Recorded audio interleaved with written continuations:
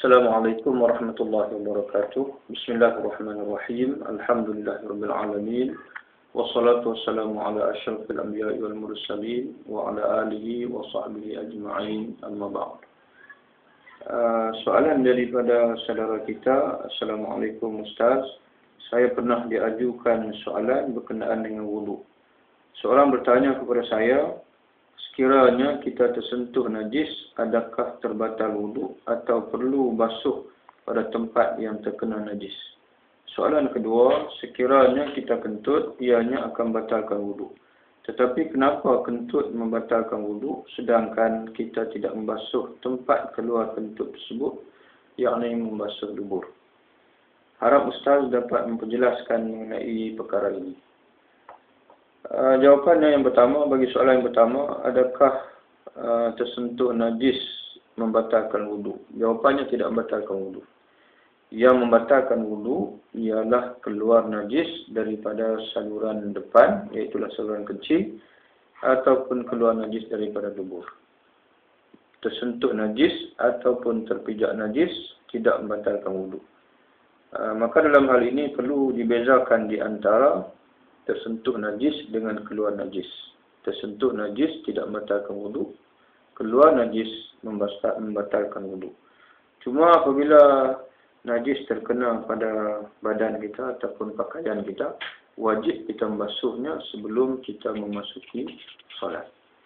Yang kedua, kenapa apabila kita terkentut akan membatalkan wudu, sedangkan tempat keluarnya kentut itu tidak wajib kita basuh?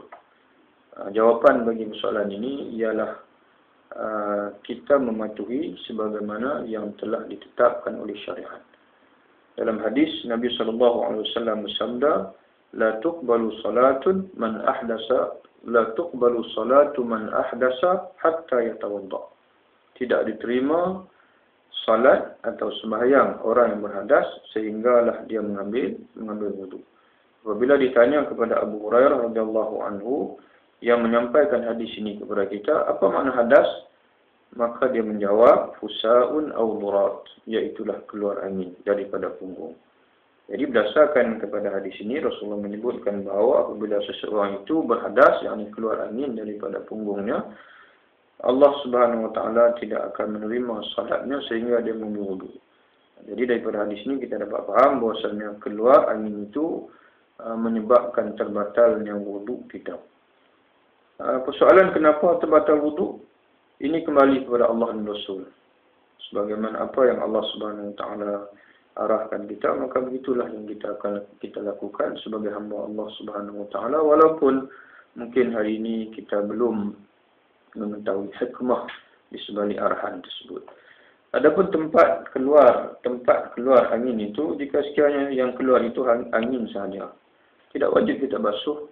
Tetapi jika sekiranya keluar angin itu beserta dengan basahan, iaitulah najis, maka pada ketika itu tidak cukup dengan kita berwudu sahaja, sebaliknya hendaklah kita membasuh tempat yang terbukti nampak ada najis keluar bersama dengan angin.